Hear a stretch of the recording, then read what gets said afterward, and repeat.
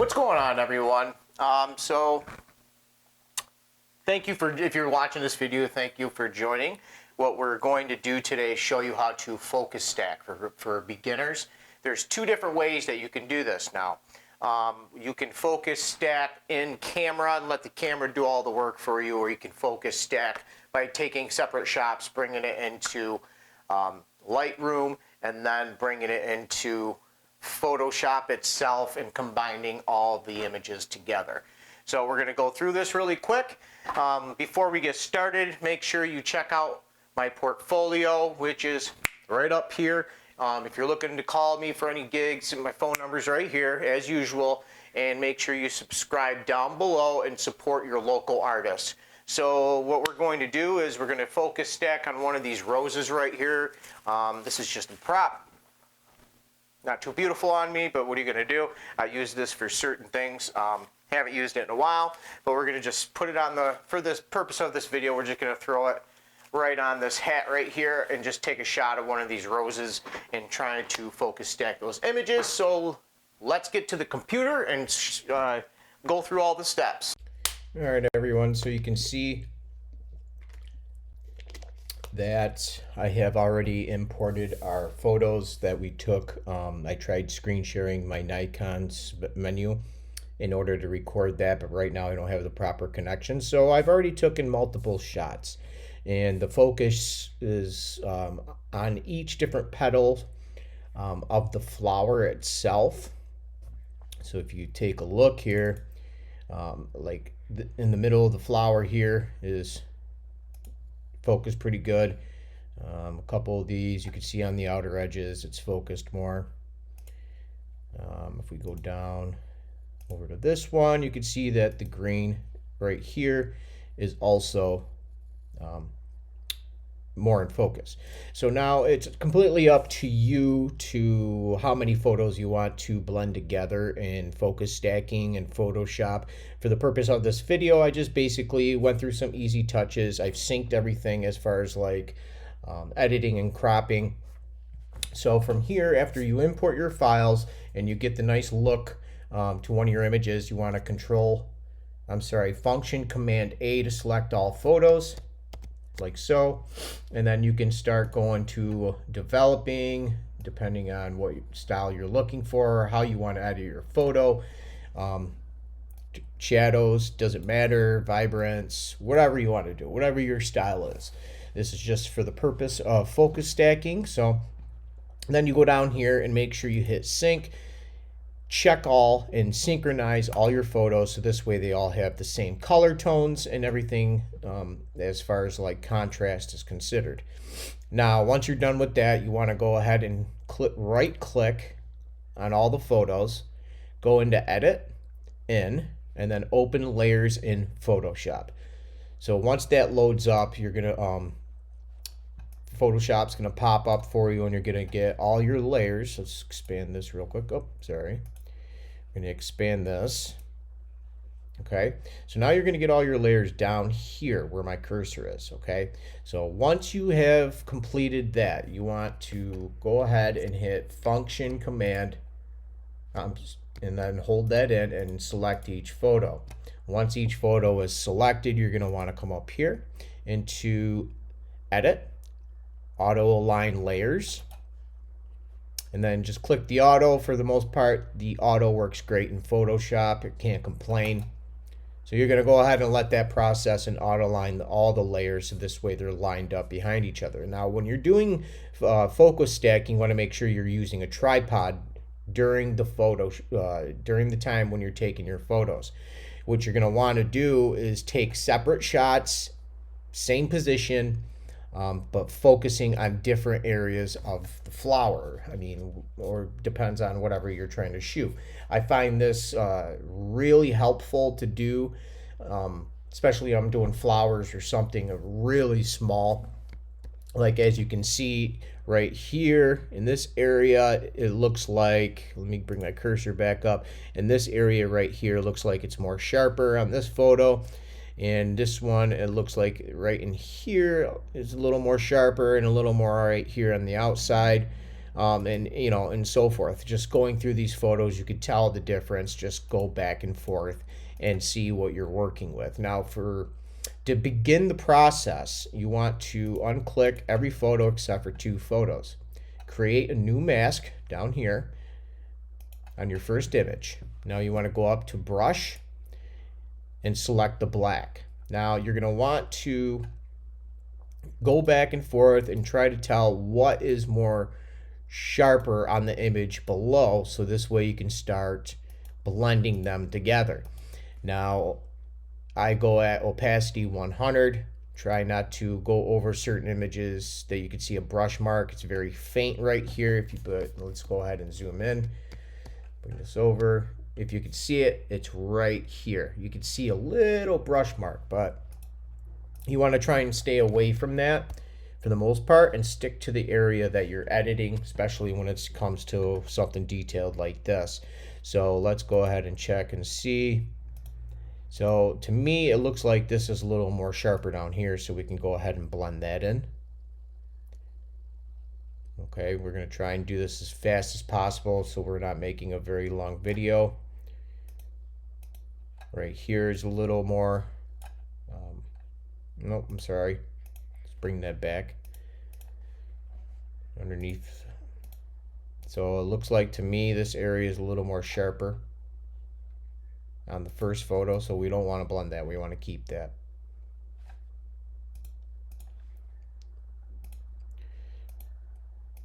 So there's a lot more sharpness right here down in this flower, right in the middle.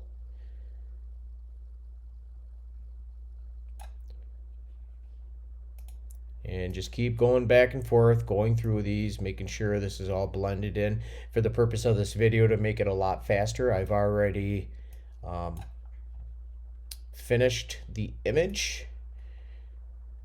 So it looks like on the bottom image right in here, you see how much that's clearing that up.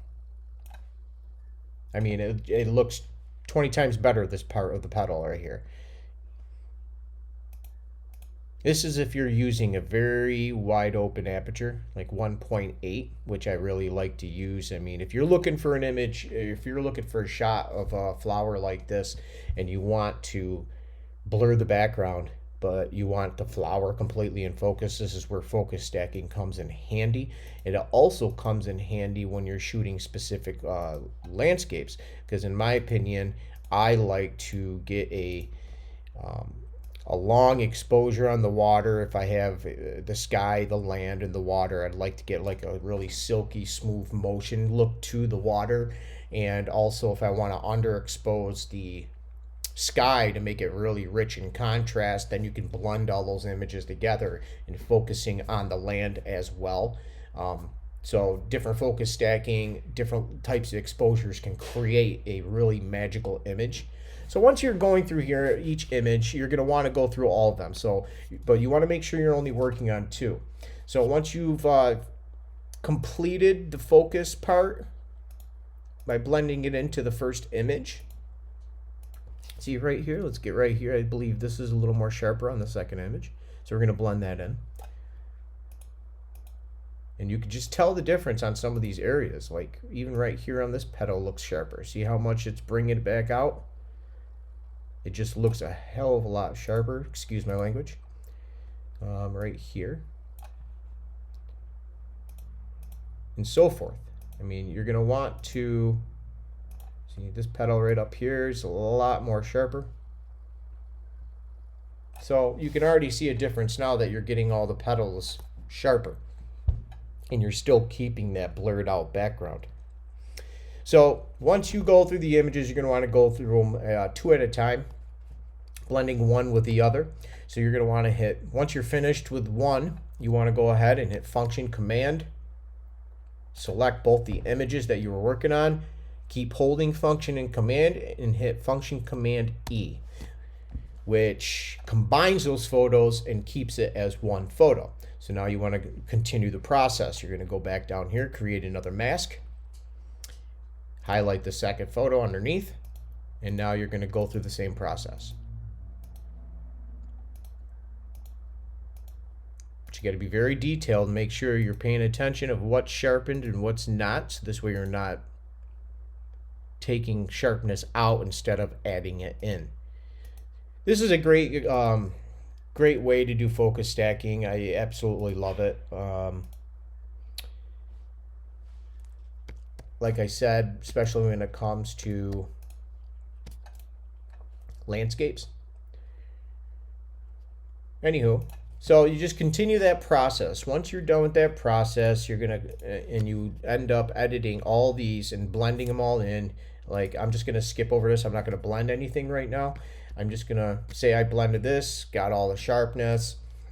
So I'm gonna go ahead, highlight both, function command, and then function command E. Same scenario, mask, function command. Well, first you're going to do your blending in the mask with the black brush, function command, highlight both, function command E, combined, and so forth. Like I said, this is completely up to you how many images you want to blend together. Obviously, the more different areas that you focus on this pedal, you take a shot focusing on this pedal, focus on this pedal, but you want to make sure you have a very sturdy tripod so you're not moving it around too much, so Photoshop can auto align those layers perfectly, and so forth. Blend, focus command, select, focus command E, and then you got your final image once it's finished. Like I said, purpose of this video, I've already gone through it, and this is what I'm getting right now. You see the difference? How much more focus it is in here, and then you got more focus on here. You got the green leaves, they're nice and in focus. You do this, look at the difference. I mean, that's just one single photo, okay? So I was focusing over here on this shot so I can blend that in, okay? So just add a little more in here.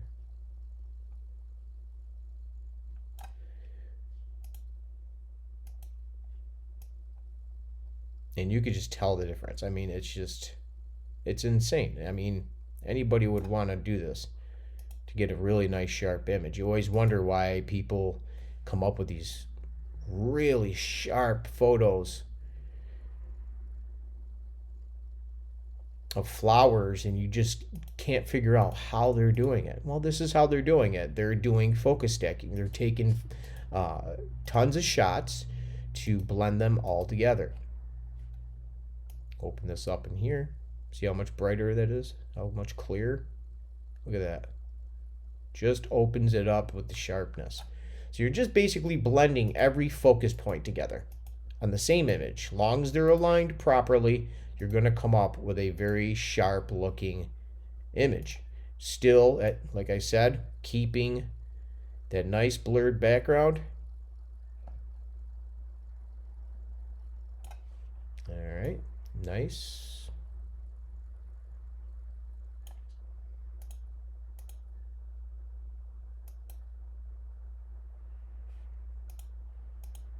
And if you accidentally do something, just hit edit, undo. So anyway, guys, that's the way you focus stack. And then once you're done, sometimes when you auto align the layers, it's going to leave a white edge because it aligned all the photos together. Some could have moved just a hair over to the right, left, doesn't matter. So what you want to do, just go over here, crop it back down to the desired area, whatever you want to do. See? Now we got a sharper flower. Like I said, for the purpose of this video, oh, I'm sorry. Now we have a sharper flower. That was just one. Look at the difference. It's an insane difference. This is how people create these photos. I'm going to combine them. I didn't blend in a spot right here on this petal because I didn't import the photo of it. But if I did that in here, right here, it would just be really sharp, and I'll be able to create a really cool edit on this after if I wanted to. So thank you guys. That is focus stacking in Photoshop by blending in images. You can do it in camera, but I think it's a lot better doing it in post because you can put a good spin on it, and I think this is just the best way to go. Well, everyone, I hope you enjoyed the video on how to focus stack. Like I said, this comes to a great advantage if you're a landscape photographer trying to have a really sharp land, underexposed sky to catch all that beautiful color. I did a video of this back in the past, and I just wanted to perfect it a little bit better and a little bit more. Like I said, I hope you enjoyed the video.